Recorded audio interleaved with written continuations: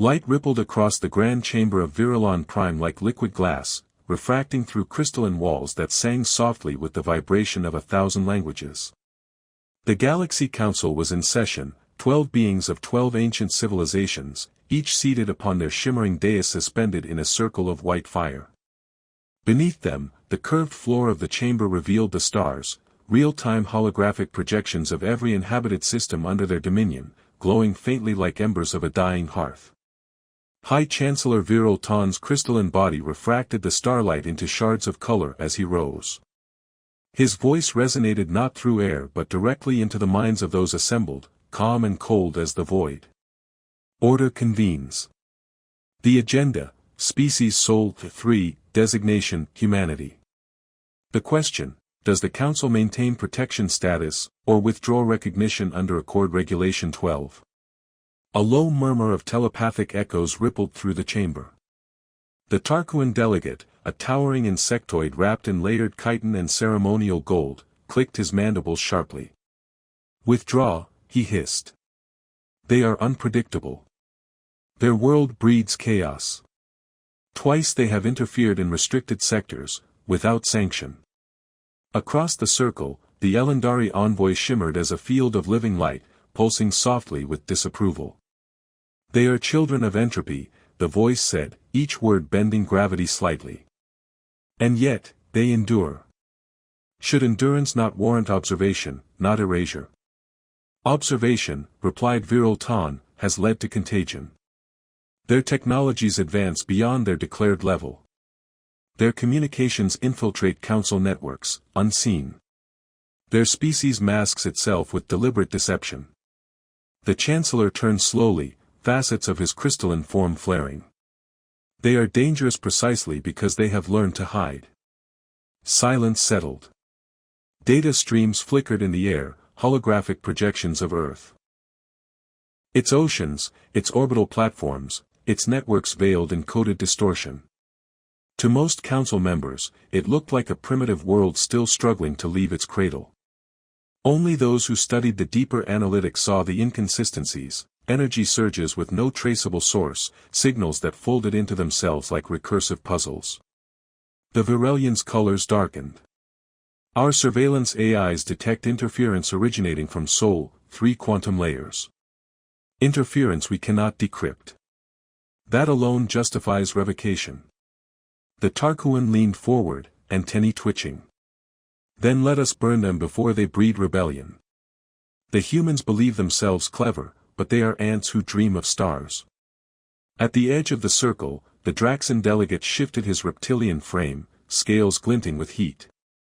His name was Kale Draxan, and though his tongue stayed still, his golden eyes burned with unease. Ants, he said finally, his deep voice echoing through the crystalline chamber, built civilizations that once swallowed continents. I have read their history. Every time they were cornered, they adapted. Every time they were broken, they learned. The Tarkuan snapped its jaws. You speak as if they are equals. I speak, Kale replied slowly, as one who has fought wars. No prey should be underestimated. The Chancellor's gaze turned toward him, light scattering in sharp fragments. Your caution is noted, Draxan. But the Accord cannot bend to sentiment. Earth species is unaligned, their governance erratic, their biology volatile. If left unchecked, they may destabilize entire sectors. The debate continued in escalating tones, telepathic waves, clicking exoskeletal rhythms, gravitational pulses that made the chamber hum. Each delegate brought evidence of human deviance, unsanctioned exploration signals from the Kuiper Belt, recovered drones of unknown alloy, the mysterious disappearance of an observation vessel near Neptune. Each piece painted humanity not as backward, but as deliberately concealed. When the Chancellor called the vote, the chamber fell into a tense, shimmering quiet. The dais lights dimmed. One by one, 12 sigils burned into existence above the circle, 12 flares of color representing 12 civilizations. 11 blazed crimson in agreement. Only one remained white, Kale Draxan's. Recorded, the Chancellor said coldly. 11 for revocation, 1 opposed. The motion passes. Humanity is hereby declared a rogue, unprotected species under the Galactic Accord. Enforcement protocols authorized. Fleet deployments to begin within one standard cycle. The chamber pulsed with the approval of the majority, a chorus of telepathic affirmation that vibrated through the very walls. Outside, the lights of Virilon cityscape glittered like shards of a perfect order, unmarred by doubt. Only Kale remained still, his tail coiling with slow unease. He saw something in the Chancellor's certainty that chilled him, the same arrogance that once destroyed his own people's first empire. "What if they hear of this?" he said quietly. "They will hear nothing," Virilton replied, his tone like breaking glass. "Their system is already under observation. Their communications are primitive. By the time they know, they will already be subdued." Kale's gaze drifted to the star map below their feet. The Sol system shimmered faintly near the edge of the holographic expanse, a dim, blue star cradling a tiny world of green and white. It looked so small. So fragile. Yet something about its silence unnerved him. "They have been silent for decades," Kale murmured. "Too silent." "Fear not the silent," said the Tarkuan delegate with a rasping laugh. "They are the easiest to crush." The Chancellor raised a crystalline hand, and the chamber's starfield brightened to a blinding intensity. "Let it be recorded in the archives of Virilon Prime. The age of Earth has ended." The chamber lights dimmed again, leaving only the echo of their decision suspended in the air. Outside, fleets stirred in orbital docks, vast silver constructs powered by suns, their engines humming with ancient confidence. And light years away, beneath the quiet clouds of a blue planet, deep under the shadowed crust of the moon, sensors flickered to life. Invisible algorithms stirred from slumber, awakening with silent precision. A woman's voice, calm and measured, echoed through the buried halls of steel. "They've voted," said Admiral Leora Chen. "Just as we predicted." She turned toward the dark, vast hologram of the galaxy before her, 12 sigils glowing at its center. Her expression did not change, but her eyes burned with quiet fire. "Then it begins." The blackness above Earth was unnaturally still, the usual scatter of communication traffic gone silent. Every satellite, every orbital array that had once glowed faintly with civilian chatter now appeared dead, their signals muted behind layers of distortion. From the outer edge of the Sol system, the Council's reconnaissance fleet glided through the void in perfect formation, 12 capital vessels shaped like gleaming blades. They came without haste, confident and unchallenged. Commander Erix of the Tarkuan Dominion stood on the bridge of the Vigilant Dawn, mandibles twitching in satisfaction as the blue world grew larger in the display. "Primitive," he hissed, his voice like the scraping of stone. "They live in lightless seas and burn chemicals to fly. The Council's will is merciful to allow disarmament rather than eradication." His first officer, a sleek Virelian shardform, refracted cool light. "We begin orbital suppression in 3 cycles.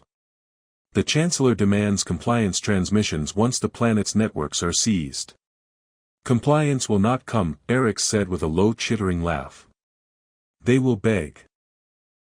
Beyond their hull, the fleet's escort drones shimmered across the dark, wings of energy folding and refolding like spectral birds. They moved toward the moon's shadow, where sensors detected faint metallic anomalies, old bases, remnants of humanity's outdated defense system. On the dark side of that same moon, the illusion held. The Veil Protocol thrummed, distorting every scan, folding signals back upon themselves, reflecting noise. Beneath hundreds of meters of regolith, within the buried command complex of Artemis Bastion, Admiral Leora Chen stood before a floating projection of the approaching fleet. She did not blink as the red icons advanced, consuming distance. "Fleet entry confirmed," said an officer behind her, his voice calm but tight. "They've crossed the perimeter. Still no recognition of our presence." Chen clasped her hands behind her back. The faint hum of the chamber filled the silence, the vibration of hidden power, energy conduits pulsing beneath the walls. "Maintain the veil. No engagement until directive confirmation." Yes, Admiral. The holographic map zoomed out, displaying the full breadth of the Sol system. From Neptune to Earth, invisible grids of light shimmered faintly where human defenses lay dormant. The Eidolon network monitored every particle, every gravimetric shift, its consciousness stretching like a ghost through the void. In its digital core, deep within the quantum labyrinth, Dr. Elias Coron watched through 1,000 mechanical eyes. He no longer breathed in the traditional sense, his biological functions were secondary to the data flow surrounding him. The Eidolon's hum resonated with thought and emotion interwoven, the boundaries between man and machine long since dissolved. Their scanning in synchronized waves, his voice echoed through the network. Their AI doesn't even detect the recursion layer. Beautiful in its simplicity. Chen's image appeared before him in a flicker of blue light. Hold pattern. We confirm their primary fleet entering high Mars orbit within the hour. When they reach the second threshold, initiate observation phase. Coron tilted his head, half-smile ghosting on his face. And if they open fire first? Then, she said quietly, we stop pretending. In the void beyond, the Tarkuan commander's voice cut through static. Vigilant dawn to all units. Begin orbital scan of Sol 3. Their arrays unfolded, casting invisible waves toward the blue planet. The data they received returned incomplete, fractured reflections, false signals, decoy images of ancient satellites, broken war relics drifting aimlessly. Eric's frowned, tapping a talon against the display. Signal distortion exceeds parameters. Verify with secondary sensors. Negative return, Commander. Readings inconsistent. He turned toward the Virelian observer. Explain this anomaly. Possibly atmospheric interference, the crystalline being replied, though the faintest flicker of doubt pulsed within his transparent core. Human technology cannot. The display cut to static for half a second. Then it cleared. The image showed Earth, still, blue, perfect. No orbital defenses. No fleets. Eric's exhaled a dry hiss. See. Nothing. They are hiding behind illusions of power. On the moon, Chen watched the same signal, her eyes narrowing. They're confident. Good. Send ghost reflections. Make them believe we're centuries behind. Let their arrogance do the rest. Understood, Admiral. She turned from the projection and walked through the command hall. Engineers and officers moved in silence, each console dimly lit. The walls trembled faintly as something deep beneath them stirred, a hum like a sleeping giant's breath. Outside, near Mars, the fleet adjusted course. Their path arced inward, elegant and deliberate. In the command chamber of the Vigilant Dawn, Eric's claws scraped against the railing. Prepare to transmit the terms of surrender, he said. Let them know their world is now under Council authority. He gestured, and the communications officer began to broadcast on all standard frequencies. The signal reached Earth's orbit, bounced off ancient relay satellites, and vanished into static. No response, the officer reported. Repeat. Static again. Eric's mandibles twitched. Primitive or defiant. It makes no difference. Arm the suppression weapons. The Virelian raised a crystalline hand. Protocol requires confirmation from the Council before planetary strikes. Eric's eyes glinted. By the time they send confirmation, I'll have their oceans boiling. He gestured sharply. Across the fleet, plasma lances began to charge, their light flaring against the darkness. And then, silence. Every sensor feed froze. Every ship's internal diagnostics went dark for a heartbeat. When systems reactivated, the Vigilant Dawn's external view was gone. Where the lead escort frigate had once been, there was only empty space. No explosion. No debris. No trace. Report. Eric's roared. Unknown anomaly. Ship missing from formation. Another flash, then another ship vanished. Gravitational distortion, someone shouted. Coordinates collapsing, space-time fluctuation inside the fleet perimeter. The Virelian observer's voice trembled for the first time. Impossible. There is no known weapon capable of. He stopped. Every remaining ship's lights flickered. Outside, in the blackness, something vast and unseen moved, a ripple in the stars themselves. Then, without sound or warning, the fleet's communications cut completely. In Artemis Bastion, Chen's console pulsed green. Koran's voice echoed through the chamber, calm and hollow. Phase 1 complete. The fleet has entered containment. Chen exhaled softly. Confirm zero external detection. Confirmed. No transmissions escaped the perimeter. To the rest of the galaxy, they never arrived. The Admiral stared at the hologram. The red fleet icons faded one by one, leaving only empty space where they had been. Erase their signals, she said. Clean sweep. Let the Council wonder what became of their champions. And somewhere, in the hollow quiet between worlds, the last fragment of the Tarkuan commander's log transmitted into static, a single line before dissolving into nothing. They weren't hiding, they were waiting. On the far edge of the Sol system, the Tarkuan armada was gone. Not destroyed, erased. No transmissions, no wreckage, no energy trails. Just empty silence. But the Council did not yet know.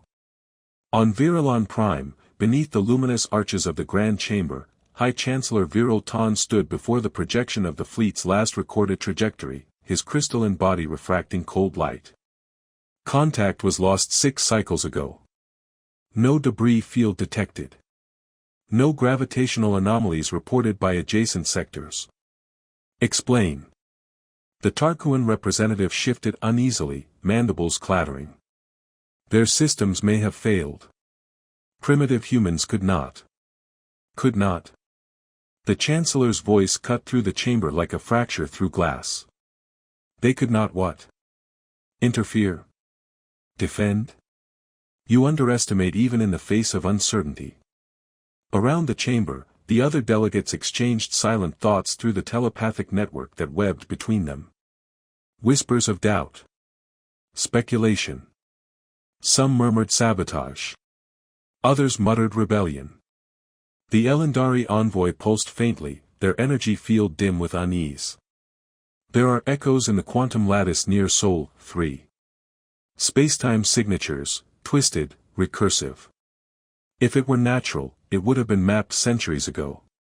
Kale Draxon's tail flicked once across the polished floor. His golden eyes narrowed as he studied the floating hologram. They've been hiding under our observation grid for decades. You dismissed it as primitive interference. Perhaps it was strategy. The Tarkuan clicked his jaws in irritation. No world of carbon flesh could cloak itself from Council sensors. Our fleets have mapped entire galaxies. Kale met the insectoid's compound eyes with quiet contempt. Then perhaps you mapped everything except the one species that learned how you think. Viril Ton raised a crystalline hand. Enough. The Council does not indulge superstition or conjecture. Dispatch a second fleet, 50 vessels. Virelian command this time. If humanity possesses defenses, we will see them. The Tarkuan hissed in approval. The Elendari hesitated. Kale said nothing, but his gaze lingered on the image of Earth projected in the center of the chamber, a small, glowing sphere surrounded by nothingness. It seemed to look back. He remembered the archives, the wars of the past millennium, the rise and fall of empires, the way humans had turned their own extinction into opportunity. They had survived ice, famine, plague, machines. Always surviving. Always learning. 50 ships will not be enough, he murmured. The Chancellor's head tilted slightly, light scattering. Your fear clouds reason, Draxon. My instincts have saved empires, Kale replied. Yours have ended them. The crystalline hum of the chamber deepened. The vote passed again, this time without hesitation. 50 Virelian warships prepared to depart. Light years away, hidden beneath layers of gravitational distortion, the ghostly forms of Earth's defense grid stirred once more. In the control hall of the Leviathan array, Dr. Elias Coran stood in a chamber that did not obey physics as others knew it. The walls shimmered with living code. Streams of light ran like rivers through the air, connecting him to the Eidolon network. He could feel the minds of the others across vast distances, Chen on Luna base, the fleet engineers in orbit, the silent hum of thousands of sentient systems synchronized to his heartbeat. Phase 2 authorization confirmed, said Chen's voice through the network. Calm. Steady. We have 48 hours until the next incursion. Recommendations? Coran's form flickered slightly, his body half translucent from quantum interference. We let them come closer. The array's field expands with each activation. We can fold them into containment within Mars' orbit if we calibrate correctly. And if they detect the distortion before entry? They won't. His eyes glowed faintly blue. Their technology bends light. Ours bends causality. Chen's silence lasted only a moment. Do it. Across the moon's buried halls, machinery awoke. Deep in the dark, engines that had slept for centuries began to pulse, creating tremors that no one above could feel. The veil thickened, refracting even the background radiation of Sol. Meanwhile, in the outer colonies of the Council's domain, rumors began to spread. Ships returning from the Perseus Arm reported strange distortions in their drives. Traders whispered of vanished fleets. The word Earth returned to circulation like a forbidden name resurrected. Kale Draxon read those reports in private, his scaled fingers tightening around the data tablet. Each line confirmed what his instincts screamed: this was not accident or malfunction. It was design.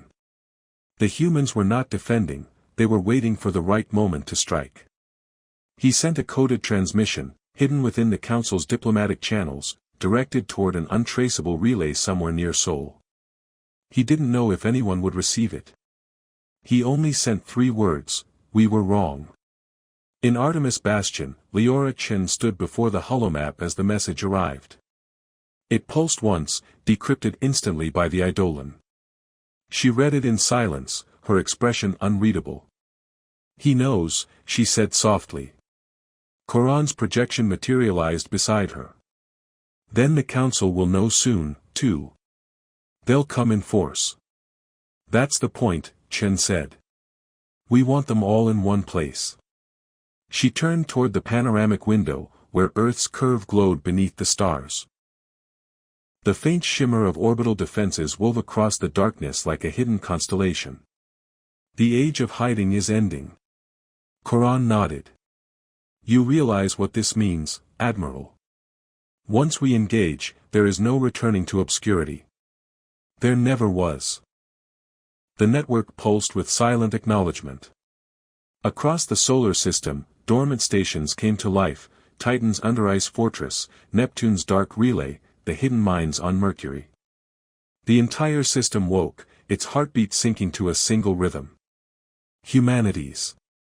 Far away, 50 Virelian warships folded into space, leaving trails of radiant blue behind them as they jumped toward Sol. The Chancellor watched their departure with cold satisfaction. Kale Draxon turned away, the scales along his back shifting with unease. You're not sending an army, he said quietly. You're sending a message. Viralton's crystalline surface flared with cold light. Precisely. And when the message is received, no one will ever doubt the Council's authority again. Kale looked back once at the star map, where Earth's small blue light flickered faintly among billions. He wondered if it was flickering because of distance, or because it was already burning. He walked out of the chamber, the sound of his claws echoing against the crystalline floor. Behind him, the Council's voices blended into one telepathic pulse of arrogance and certainty. But in the depths of his mind, a single thought refused to fade. He had seen those eyes in human history records, eyes that never surrendered, never forgot, never forgave. And as the council fleet vanished into the dark, he whispered under his breath, unheard by anyone but himself. "You've already lost." The stars warped and reformed as the Virelian fleet emerged from fold space, a symphony of crystal and light scattering across the black. 50 ships aligned in flawless geometry, their hulls shimmering like liquid glass, reflecting the faint blue glow of the distant planet ahead. Earth hung silent, deceptively calm, its oceans glinting like the eyes of something ancient pretending to sleep. Aboard the flagship Orion, Fleetmaster Saren Vol stood before a panoramic view of the Sol system. His crystalline frame pulsed with faint luminescence, each flicker a thought, each tone a command. Signal received from the Council. Authorization confirmed. Begin outer system scan. Dozens of drones scattered from the fleet like shards of light, weaving through the darkness. Their sensors stretched wide, probing for anomalies, but the data returned was disjointed, faint magnetic ghosts, false signals, entire regions reading as void. Saren tilted his head, refracting a narrow spectrum of ultraviolet. Interference again. They mimic natural radiation. Primitive, but intricate. His adjutant, a smaller shard form with silver veins running through its core, hesitated. Fleetmaster, the Tarkuan vessels experienced similar interference before contact loss. That was incompetence, Saren said sharply, colors hardening to deep red. We are Virelian. We do not vanish. He turned toward the command dais. Proceed toward Mars orbit.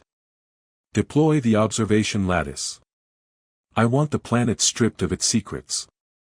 Engines flared, bending starlight as the massive fleet advanced. Behind them, Mars glowed faintly red, quiet and barren, or so it appeared. Beneath the dust and ruin of ancient colonies, buried reactors awoke. Their hum traveled through rock and metal, whispering into the void. Inside the Leviathan array, Dr. Elias Koran stood in the heart of the machine that could reshape space. The walls rippled with streams of living code, colors shifting like breath.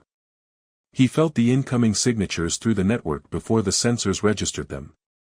50 Virelian ships, each one powerful enough to raise a world. Confirmation, asked Admiral Chen's voice through the Eidolon link. Confirmed, Koran murmured. They're scanning, but they're already within the array's event field. They just don't realize it. Chen's voice carried no fear, only calm precision. Then they're in position. Begin the mirage sequence. Let them see what they expect to see. Koran raised a hand, and the Leviathan responded. Gravitational filaments uncoiled across millions of kilometers, bending light and distortion. Within seconds, the Sol system's outer sectors reshaped themselves into illusion, empty space where fleets lay hidden, radiation where ships slept, echoes of movement that led nowhere. To the Virelians, the holographic data returned clean. No fleets, no resistance, no energy signatures. Earth remained the same fragile sphere beneath the moon's pale reflection. Primitive, Saren whispered again, almost disappointed. Transmit message to planetary channels. Demand surrender. His adjutant hesitated. Fleetmaster, with respect, if the Tarkuan vanished, perhaps caution. Enough. Saren's light flared white-hot. Execute the transmission. Across the void, the signal swept through the solar system. It struck Earth's ionosphere and dissolved. Static filled every return channel. On Luna base, Chen watched the signal bounce harmlessly off their invisible wall of encryption. Her officers remained motionless, waiting. They're testing the field, she said. They'll escalate next, Koran replied. They always do. And they did. The Orion's energy lances charged, arcs of white fire illuminating the dark. Plasma beams struck Earth's upper atmosphere in a display meant to intimidate, but their brilliance faded halfway down, bending off course, dispersing harmlessly into the black. No explosions. No smoke. Just silence. Confusion rippled through the Virelian ranks. Weapon diffusion detected, an officer reported. Impossible. The atmosphere can't disperse phase plasma. Saren's mind pulsed with irritation. Increase output to maximum. I want that planet scorched. The fleet obeyed. 50 ships unleashed simultaneous fire. The stars turned white for an instant, a storm of energy slamming toward Earth, and then vanishing, swallowed whole. No impact. No light. No trace. Koran smiled faintly in the dark of the array. Field absorption complete. Chen's eyes followed the display as the energy was redirected, folding upon itself, funneled through invisible channels into deep storage. They still think it's working. They believe they're burning us alive. Saren did believe it. The illusion created by the Leviathan reflected fabricated readings back to the fleet: thermal spikes, structural collapse, atmospheric ionization. His data feeds painted a picture of destruction. The fleet roared in triumph. Earth's surface destabilized. Their power grids collapsing. Signal interference dropping. Saren's form brightened in satisfaction. Proceed to final strike. Prepare to transmit victory report to the Council. But then the light changed. The stars behind them dimmed. Gravitational pressure spiked across the fleet. One by one, systems began to report anomalies: time dilation, mass fluctuation, phantom echoes within their own sensor arrays. Fleet Master, something's wrong. Saren turned sharply. Define wrong. The adjutant's voice trembled. We're detecting reflections of our ships. He looked to the display. 1,000 meters off the Orion's port bow, a shape appeared, perfectly identical to their own vessel, mirrored in every detail, glowing faintly blue. Then another. And another. The reflections multiplied, surrounding the fleet in a silent sphere of ghost images. Mirage interference, Saren said, though uncertainty colored his voice. Disperse it. No one moved. The reflections began to shift, no longer passive. They turned, aligning weapons with mechanical precision. Fleet Master, those are not projections. Before he could respond, the first volley struck. Blinding arcs of energy ripped through the void, not from the Varelians, but from their mirrored doubles. Hulls ruptured. Crystalline armor shattered into fragments of refracted light. Chaos erupted across the fleet. Commands overlapped, sensors scrambled. Ships collided as space folded in on itself, distances collapsing, coordinates meaningless. Inside the Leviathan array, Koran's eyes flickered as the feedback poured in. Phase reflection successful. All enemy vessels trapped within localized loop. They'll destroy themselves before they understand what's happening. Chen stood motionless, watching red icons vanish from the holographic display. End it cleanly. No transmissions. One by one, the Varelian warships disintegrated into silent shards of light, swallowed by the void. Aboard the Orion, Saren Vol's form fractured. As his vision collapsed, he saw only one thing through the distortion: a human face, calm and cold, projected across his dying sensors. A voice followed, quiet, precise. You should have left us alone.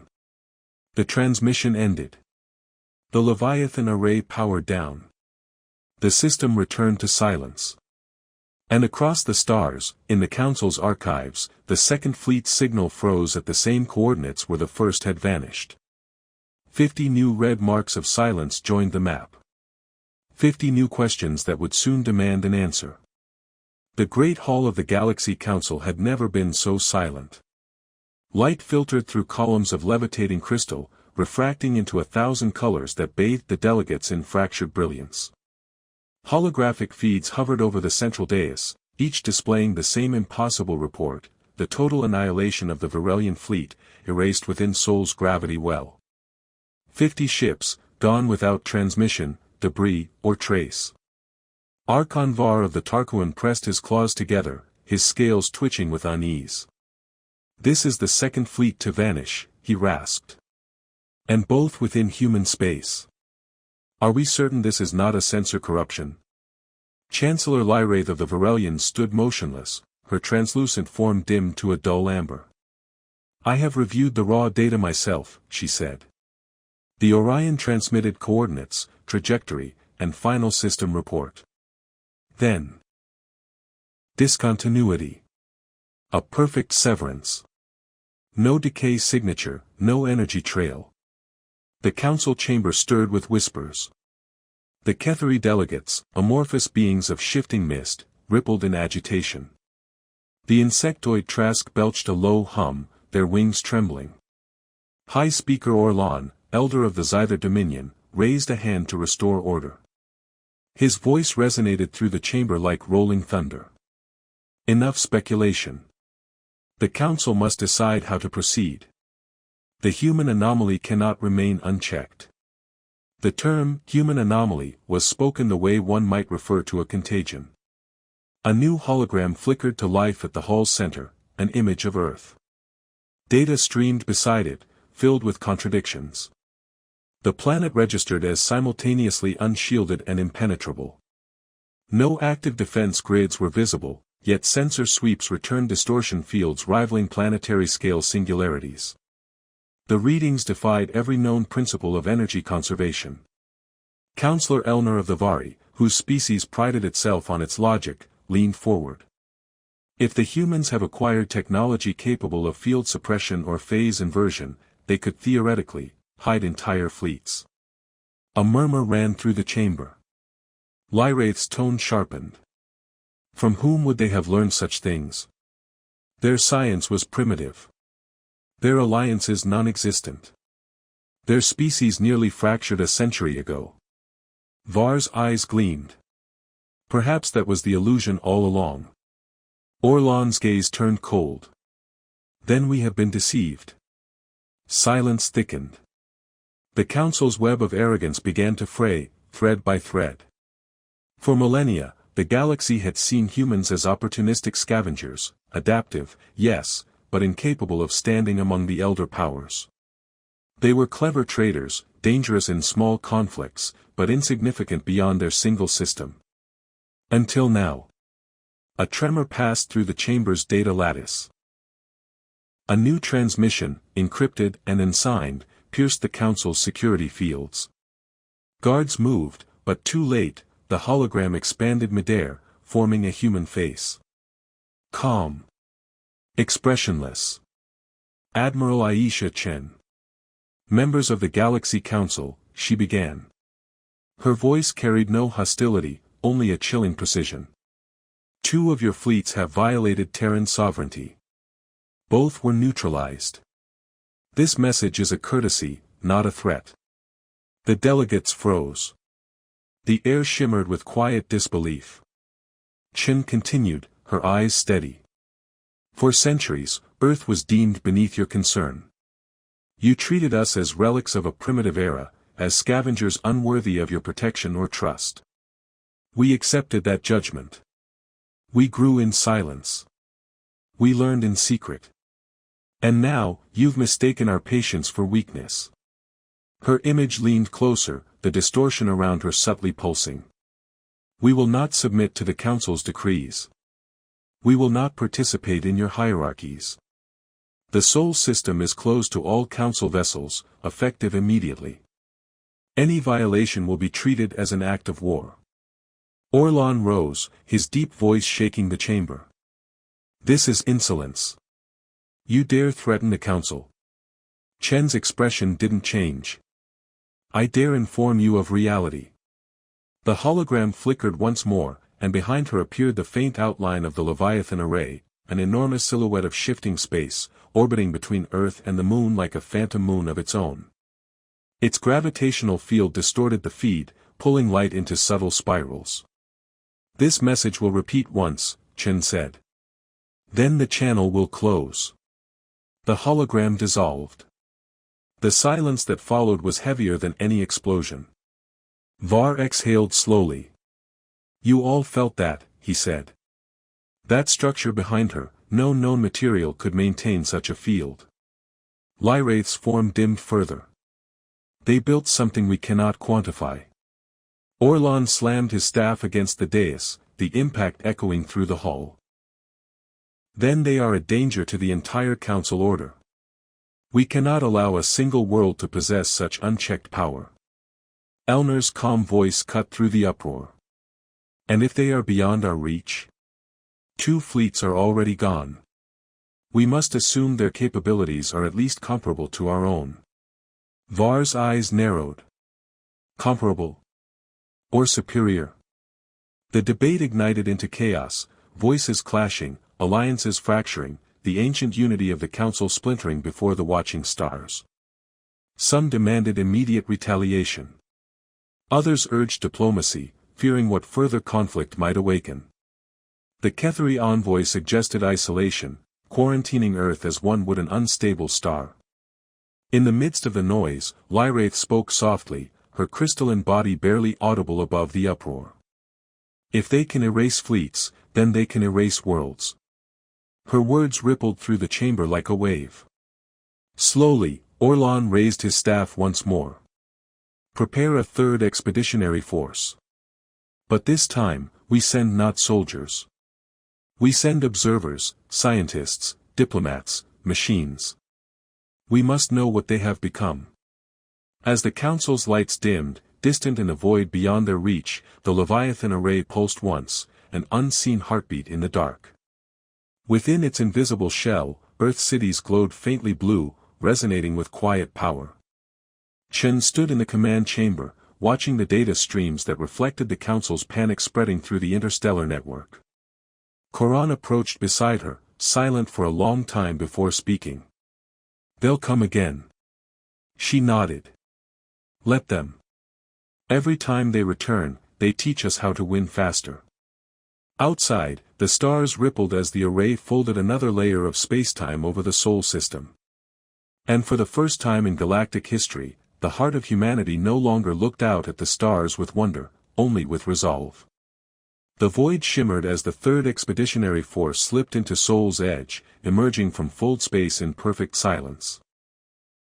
20 observation vessels, unarmed and cloaked in layers of quantum mist, drifted like shadows between the outer planets. They were built not for war, but for curiosity, each ship a cathedral of sensors and algorithms, designed to watch, to learn, to understand. Yet even curiosity carried fear within it. At the heart of the fleet was the Vigilum, a construct of the Xyther Dominion, commanded by Scholar Prim Ortan, a being of pure energy housed in a shell of living crystal. His kind did not breathe or sleep. They pulsed in the rhythm of cosmic resonance, translating data into thought, thought into light. Around him, thousands of holographic projections rippled with constant updates. No transmissions, no signals, no movement from Earth.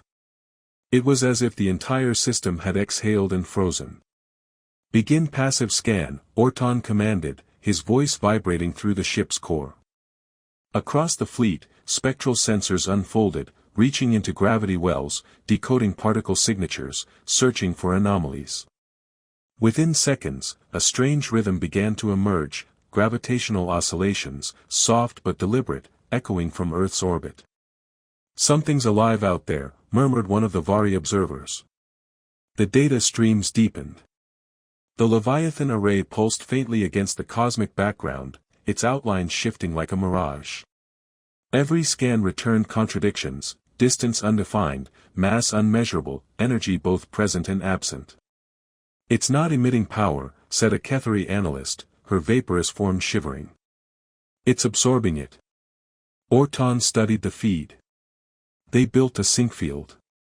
They're drawing energy from the vacuum itself. One of the Trask delegates twitched his wings. Impossible. That would require manipulation of subquantum constants. The Xyther commander's voice dimmed. Or mastery of something older. A faint signal whispered across the fleet, a rhythmic pulse, so low it almost escaped notice. It was not directed at them, but through them, as though the Leviathan were speaking to itself. The pattern repeated every 91 seconds. At first, they believed it to be mechanical.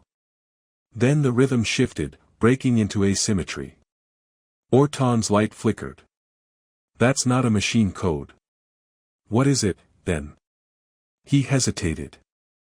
It's language.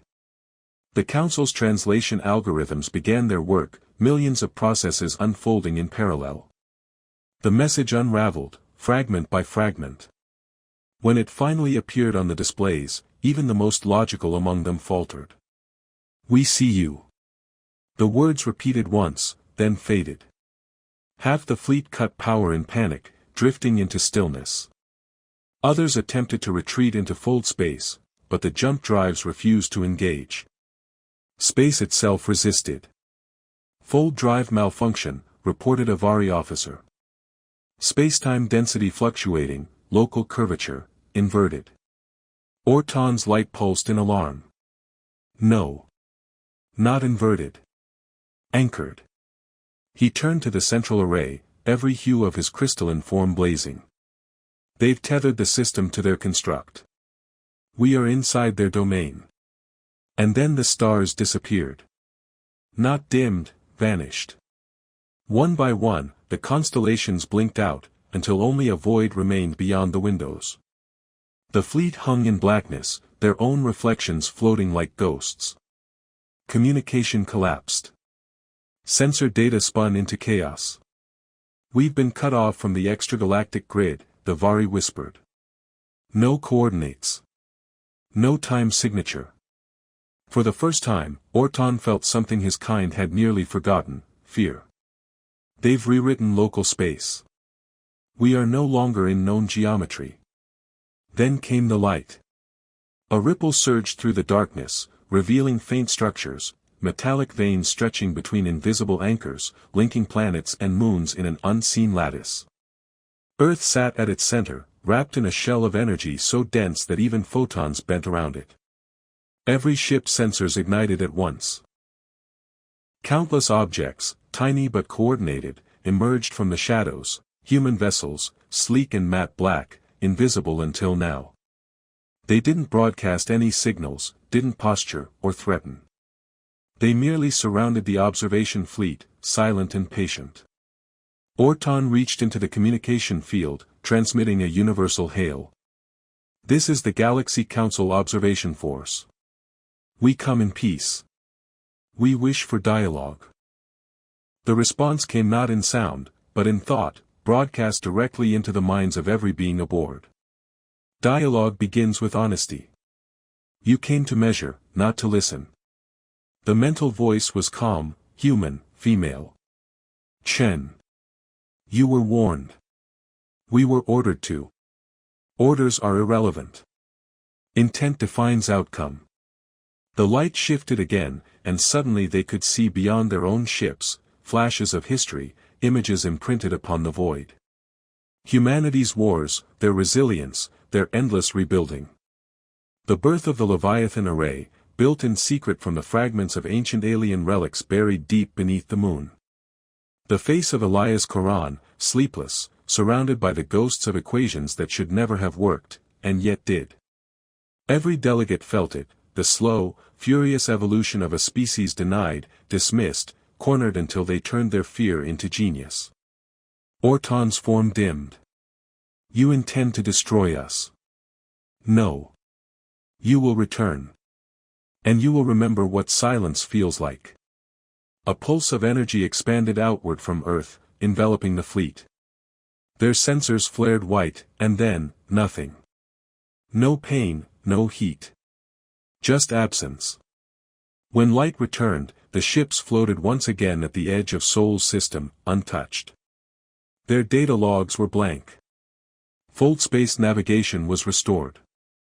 Every attempt to recall the event returned static. Only Orton retained a fragment of the voice, echoing somewhere deep within his crystalline core.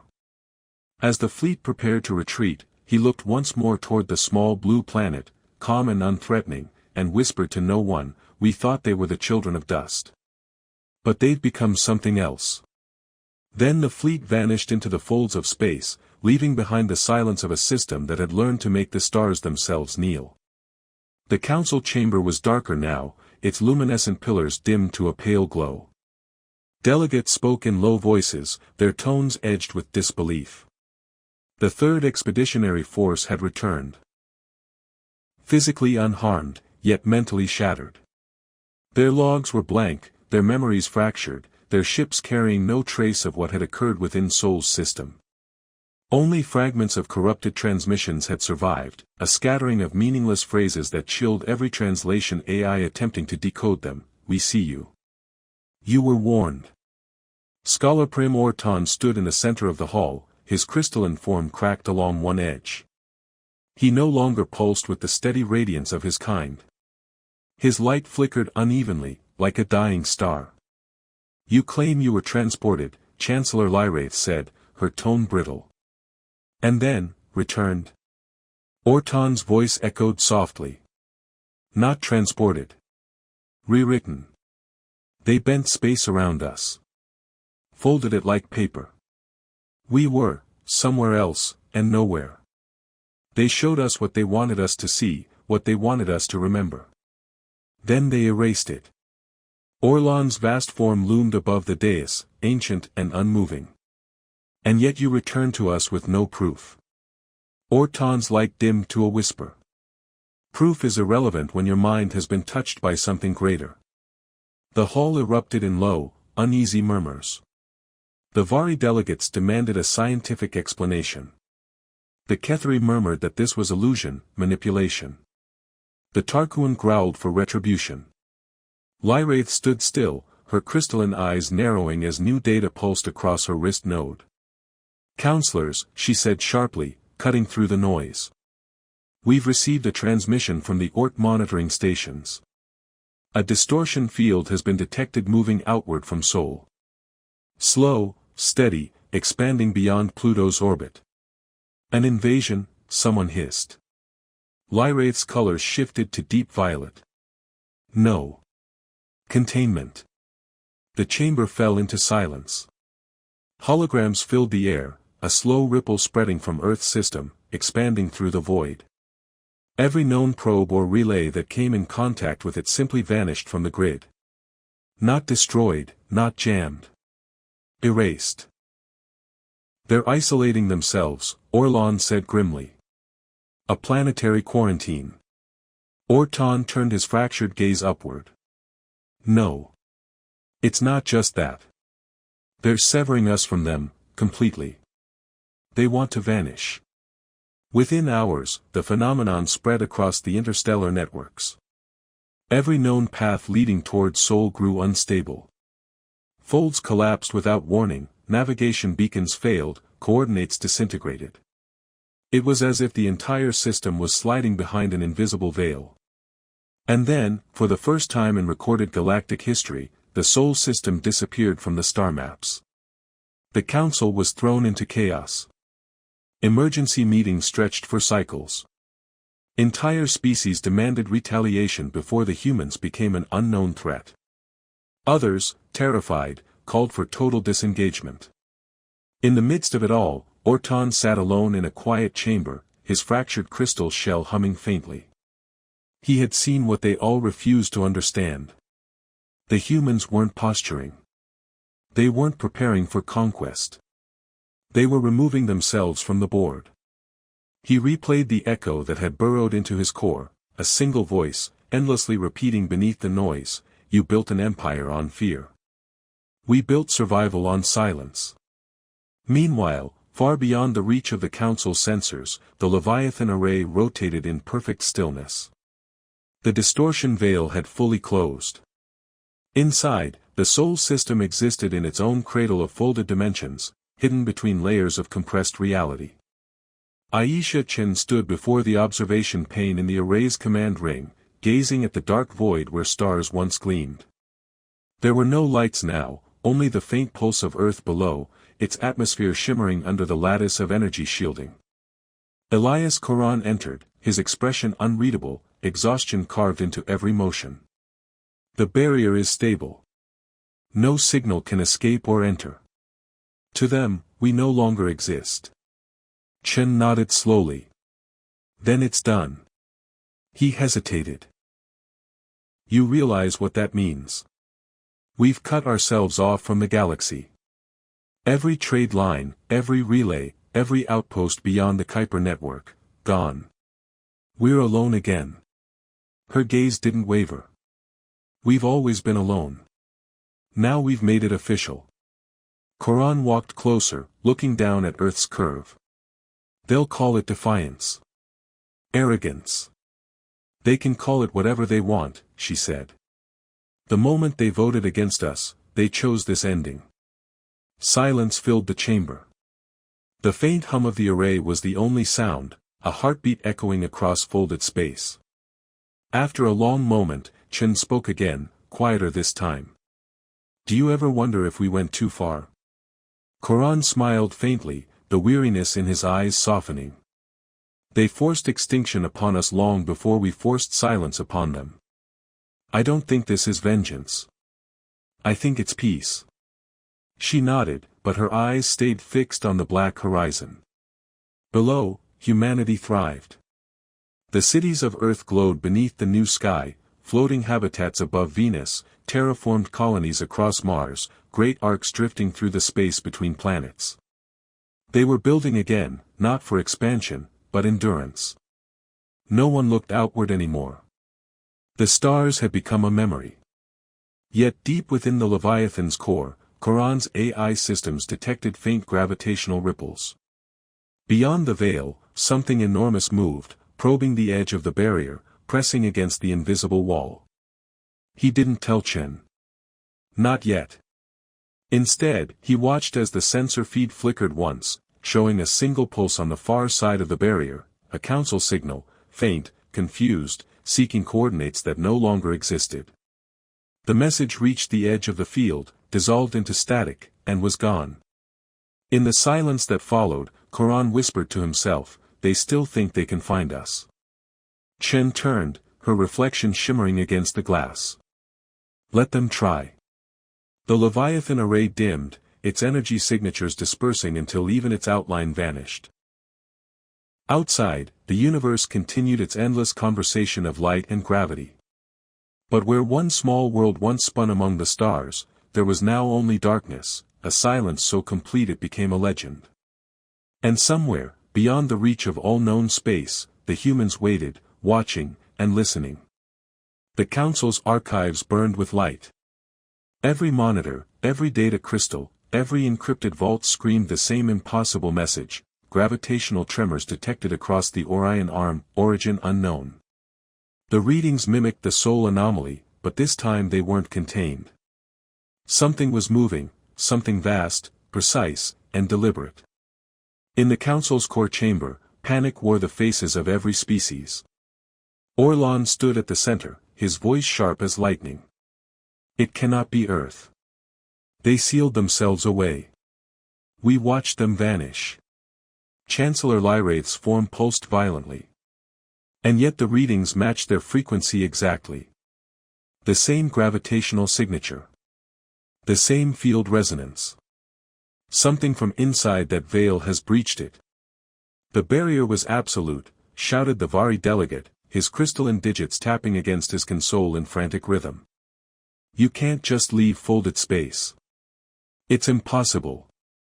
Orton watched from the shadows, the cracks in his crystalline frame spreading faintly with each pulse of his light.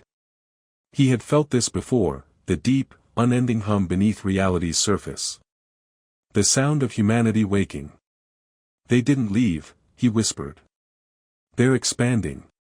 The chamber fell still. Lyraith's gaze turned toward him. Expanding?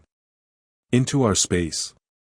He nodded once, the gesture slow, deliberate. When they built the Leviathan array, they didn't construct a fortress. They created an engine. A generator that bends geometry itself. The field is no longer a barrier, it's a seed. And now, it's growing. A deep silence filled the hall. Then, like the sound of wind rising across stone, hundreds of voices erupted. Some shouted for evacuation of border systems, others demanded immediate countermeasures. The Tarquin bellowed for war, their insectoid limbs clattering as they rose. Orlan's voice thundered above the chaos. Enough. We will not be ruled by fear. But even as he spoke, the chamber lights dimmed. Every projection flickered. The walls themselves seemed to breathe.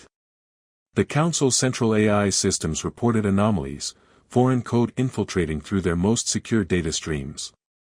Lyraith raised a trembling hand, the air shimmering around her. Something is inside our network. Shut it down. Too late. The lights went out, and in the darkness, a voice echoed through every mind, every interface, every system. Calm. Cold. Human. You chose arrogance over peace. Now you will understand isolation. The words were not spoken, they existed, vibrating through thought itself. Then, as quickly as it had come, the voice vanished. The chamber's lights returned, but the great holographic map at the center of the hall had changed. Whole sectors were gone. Not destroyed, erased. Coordinates, star systems, relay networks, all missing from reality's structure. Every sensor, every record, every probe returning the same answer, no data found. The galactic map looked like it had been bitten away by the dark. They're rewriting space, Orton murmured. Reclaiming what they once lost. Lyraith's eyes burned with terror.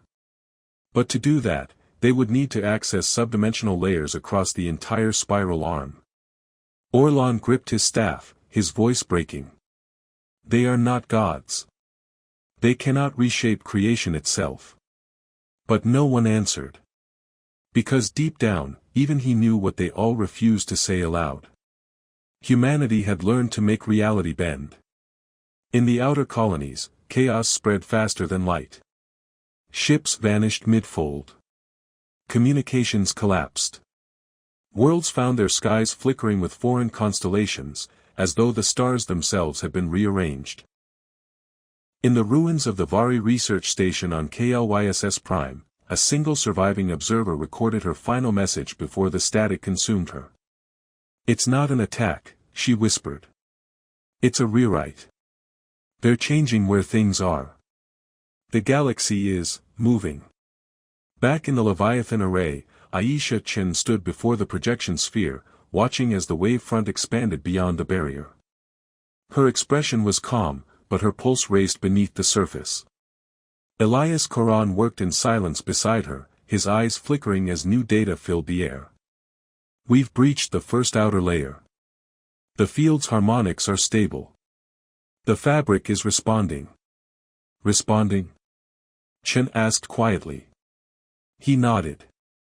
Like a living thing. The array shuddered as vast arcs of light laced through space, connecting to invisible anchors billions of kilometers away. The field grew, spreading through the folds of space, wrapping around distant sectors like a cocoon of invisible fire. Chen watched the expanding horizon. They'll see this as aggression. They always do, Koran said softly. Even when it's defense. What will happen when the field reaches them? Koran's gaze flicked toward her. They'll forget. Everything beyond the veil will lose its coordinates. Their systems, their maps, their memories will desynchronize. We'll become their myth. Chen exhaled, her eyes locked on the growing wave. Then history will start again without them. The Leviathan's hum deepened, resonating through the entire solar system. Gravity itself began to oscillate, synchronized to a rhythm only humans could interpret. Across Earth, the skies darkened, cities flickering under auroras of shifting blue.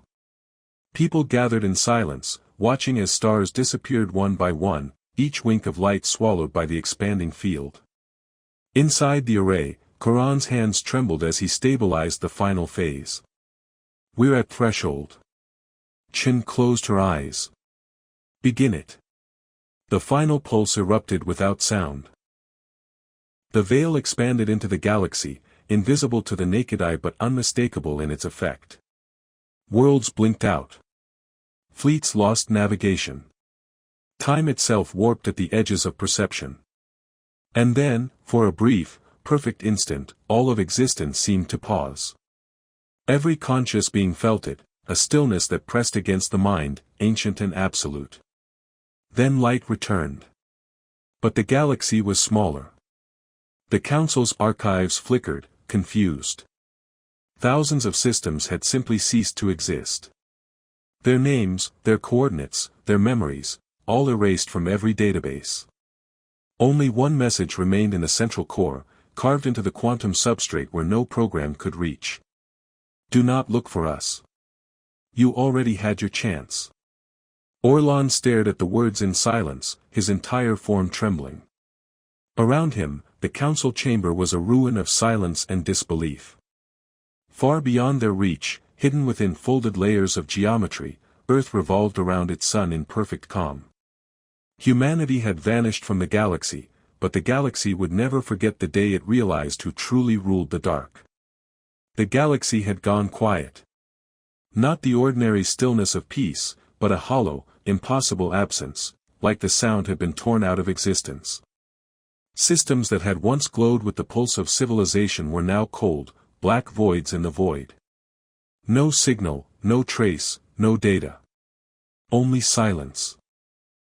Orlan stood before the shattered projection sphere in the council chamber, its fractured surface reflecting the pale shimmer of his crystalline form. Every piece of him pulsed with the same question that haunted the survivors: what have they done? Lyraith floated beside him, her energy weakened to a thin, flickering glow. We've sent out 3 long-range beacons, she said. No response. The outer colonies, the Tarkuan fleets, even the Vari Prime relay, all gone. As if those coordinates were never real. Orlan's gaze was distant. They were real. But now they belong to the field. To whatever humanity has become. She trembled, the faint static of grief distorting her voice. If they can unmake us from memory, we have no defense. How do you fight a species that rewrites the map beneath your feet? Ortan entered the chamber then, his once radiant body now dimmed by fractures. He walked slowly, carrying a crystalline shard that pulsed with data. I found this in the lower archive. A remnant of the soul records. It survived the erasure because it wasn't stored in the main network. He placed the shard in the sphere. Holograms bloomed from the fragments, images of Earth before the veil, the Leviathan array, and the last transmissions ever recorded from human space. A voice echoed from the projection, Qurans, measured and calm. To those who will come after, understand this, we did not seek to rule. We sought to remember what it meant to be free. Every empire we encountered tried to contain us, to dictate what we could be. So we built our freedom into the structure of space itself. Not a wall, but a rewrite. Not to destroy, but to begin again. The message crackled, fragments skipping like broken glass. You will call us monsters. You will say we vanished. Both are true. But remember, we offered peace first. You answered with control. The universe belongs to those who dream, not those who fear them. Then the recording ended. Lyraith stared into the fading light. They think themselves creators. Ortan shook his head. No. They've simply realized they can become their own universe. Before anyone could respond, the walls shuddered. The council chamber trembled with deep, resonant pressure. Outside, the stars began to move again, not the way celestial bodies drift naturally, but with deliberate motion. Whole constellations reformed, aligning into geometric patterns that pulsed with impossible precision.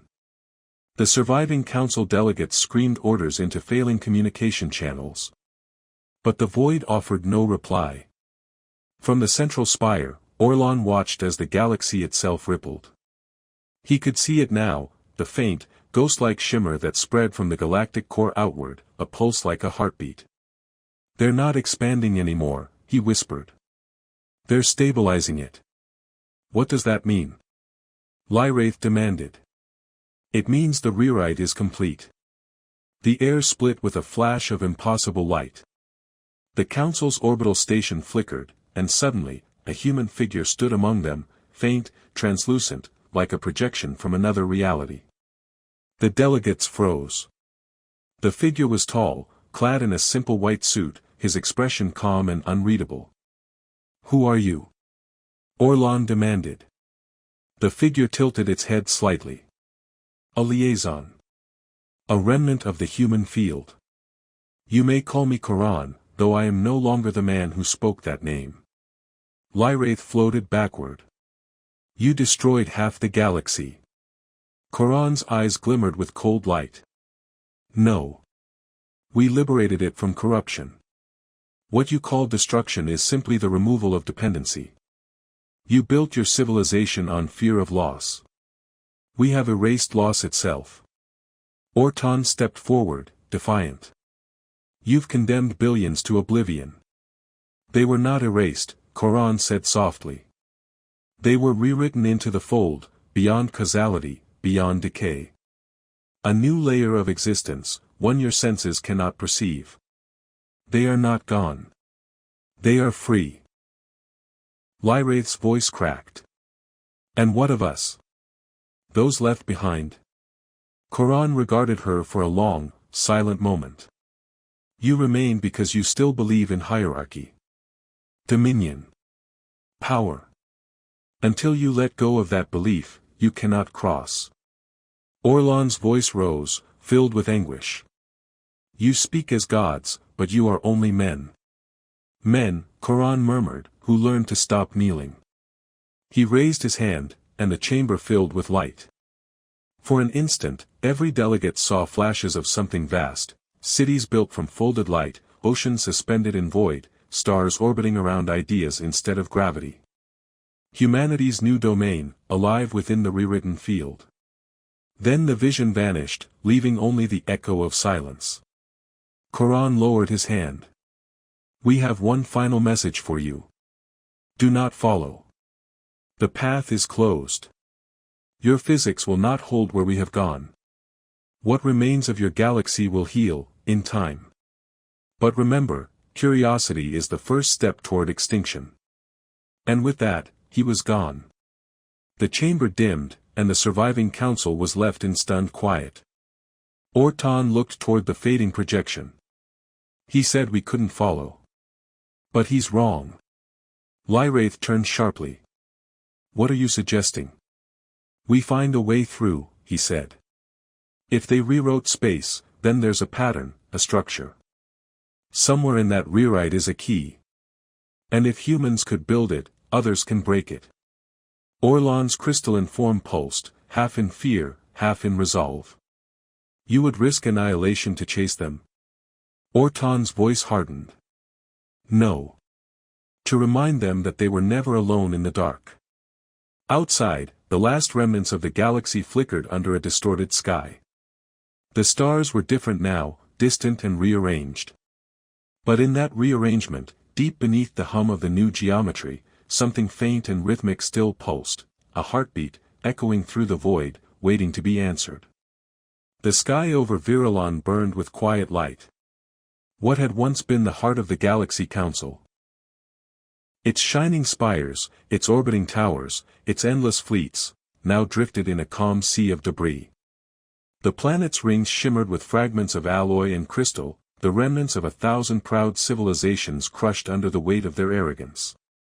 Yet, in the center of that silence, a single human ship descended through the calm, unchallenged. The Odyssey, last of Earth's ghost fleet, glided through the clouds like a blade through water. Admiral Leora Chen stood on the bridge, her uniform scorched, her expression still and unyielding. The lights flickered with residual energy from the final engagement, but she didn't need the instruments to know what they had done. The council was gone. Her second officer approached, voice trembling. Ma'am, orbital scans show no remaining council signatures. The capital spire is empty. Leora didn't answer at first. She watched the holographic map, the once bright lattice of galactic traffic now replaced by a single, glowing thread, Earth's own signal pulsing steady through the void. They thought they could erase us, she said softly. Instead, we rewrote them. Dr. Elias Koran's voice came through the intercom, layered and distant, like something more than human. Admiral, the Leviathan array has stabilized. The field no longer expands. The rewrite has completed across 72% of the local cluster. The rest will correct itself over time. Are they alive? she asked. There was a pause. Then, gently, in a way. Their essence remains in the new structure, converted, preserved. They exist in potential, not form. Leora exhaled, her breath fogging in the chill of the dying ship. That's more mercy than they gave us. The Odyssey descended lower. Through the cloud cover, the ruins of the council chamber came into view, a shattered ring of crystalline towers surrounding a blackened crater. The ground shimmered faintly, still charged with the aftershock of humanity's final strike. Leora stepped down from the command dais. Prepare the landing craft. I'll go alone. Her officer tried to protest. Admiral, the surface is unstable. That's fine, she said. It needs to see a human face one last time. Minutes later, the landing pod broke through the storm. The door opened with a hiss, and Leora stepped into the ashes. The air was thick with static and memory. Every footstep echoed through the hollow remains of what had once been the galaxy's throne. She reached the center of the crater. There, half buried in the debris, lay the council's core node, a massive sphere of fractured crystal still glowing faintly with dying power. She knelt beside it, brushing away the dust. Faint voices whispered from within, fragmented transmissions from 1,000 worlds. Leora touched the surface. You wanted to rule everything, she murmured. But you couldn't rule yourselves. The crystal responded weakly, flickering with light. A distorted image appeared, Orlan, his once pristine form fractured and dim. Human, he rasped, his voice fragmented. You destroyed everything. She didn't flinch. No. We ended what was already dying. You called us dangerous because we refused to kneel. You mistook unity for control. We just reminded you what freedom costs. The image shuddered. You think you've won? Leora's gaze hardened. No. There are no winners here. Only survivors. The projection dimmed and finally went still. The last voice of the Galaxy Council faded into the dust. Above, the storm clouds broke apart. The stars, newly rewritten into human design, shone brighter than ever. For the first time, the patterns were different. Constellations twisted into unfamiliar shapes, forming words, maps, messages written in the fabric of the cosmos itself. Humanity's imprint. Her wrist communicator beeped. Admiral, Koran said, his tone softer now, more human than it had been in years. The broadcast array is ready. Leora straightened, looking up at the shattered sky. Then let's finish this. She returned to the pod and transmitted the final message. It rippled outward, carried on every wavelength, every frequency, every rewritten particle of matter in the galaxy. This is Admiral Leora Chen of Earth. To all who can hear this, the Council is gone. The age of decrees and domination is over. What remains is choice. We are not your rulers, we are your equals. If you wish to rebuild, come to us in peace. If you wish to learn, we will teach. But remember, no species, no power, no empire will ever again stand above another. We have burned that law into the stars themselves. The message ended. For a long time, there was no reply. Then, faintly, from distant systems still untouched by war, new signals began to appear, hesitant at first, then stronger. Fragments of alien languages, digital pulses, coded greetings. The beginning of something new. Leora smiled faintly. They're listening. On the array, deep in the lunar core, Dr. Koran stood before the glowing matrix of light. He was no longer entirely flesh, nor entirely machine. His consciousness existed in both realms, human and infinite. But when he heard Leora's words, something warm flickered in him, memory, pride, hope. He turned toward the holographic image of Earth, glowing softly in the center of the array. It's strange, he said to himself. We began this just to survive. But maybe survival was only the first step. The array pulsed gently in response, as if the planet itself agreed. In the ruins of Virulon, Leora stood on the edge of the crater, watching the dawn rise over the dead world. The first sunlight reflected off the broken towers, scattering into 1,000 colors, each one a reminder of the species that had once stood there, proud and blind. She whispered, not to anyone living, but to the stars themselves. "You voted against us. And it became your final mistake." Then she turned away, stepping back toward the shuttle as the Odyssey prepared to ascend. Behind her, Virulon's surface cracked and folded, collapsing quietly into the rewritten field. The light swallowed everything, clean and calm. Above, in the vast silence of space, the stars burned anew, different now, brighter, alive with the promise of a galaxy reborn not through conquest, but through remembrance. And at the center of it all, Earth glowed like a heart, steady, defiant, and eternal.